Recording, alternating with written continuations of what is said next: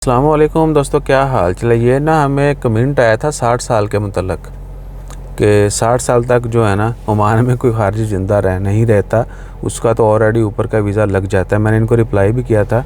Oman में भैया आपको फ़िलिपीनी जो हैं और इंडियंस ये बेशबहा मिलेंगे जिनकी उम्र 60+ है और वो काम कर रहे हैं और हैप्पीली काम कर रहे हैं, बड़े फिट हैं, ठीक है ना। या जैसे भी है, आपको इंडियन फ़िलिपीनी बहुत ज़्यादा तादाद में मिलेंगे, इवन के बांग्लादेशी भी। वो पहले उन्होंने उम्रें बढ़ा ली होती हैं तो वो 60 में भी फिट जवान होते हैं, ठीक है। और आपको पता ही है कि बहुत सारे लोगों को मैंने देखा है जो कहते हैं भैया 30-30 40-40 साल, वो जब से आए गए ही नहीं, ठीक है ना।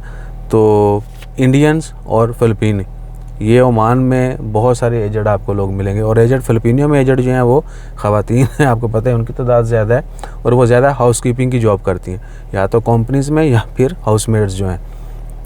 तो आप ये डिनाई नहीं कर सकते।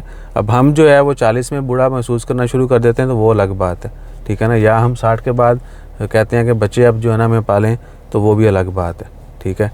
मेरे ख्याल से हल्की फुल्की इतनी काफ़ी है। तो अपना ख्याल रखिएगा, दुआ में याद रखिएगा। आप बहुत सारे लोगों को जानते होंगे जो 60+ हैं या 60 हैं या 55-60 के करीब हैं या 70 के करीब हैं, लेकिन वो अपनी जॉब कर रहे हैं, काम कर रहे हैं, ठीक है ना जी, और मेहनत कर रहे हैं। तो अपना ख्याल रखिएगा, दुआ में याद रखिएगा। ये ओवरऑल देखिए, ये है, ठीक है ना, एक तरह का रिलीफ दिया गया है, ठीक है ना, ताकि आवाम जो है ना वो फले फूले। तो अपना ख्याल रखिए, दुआ में याद रखिए और इस खामोश गुफ्तगू को समझिए। जज़ाकल्लाह, अल्लाह हाफ़िज़।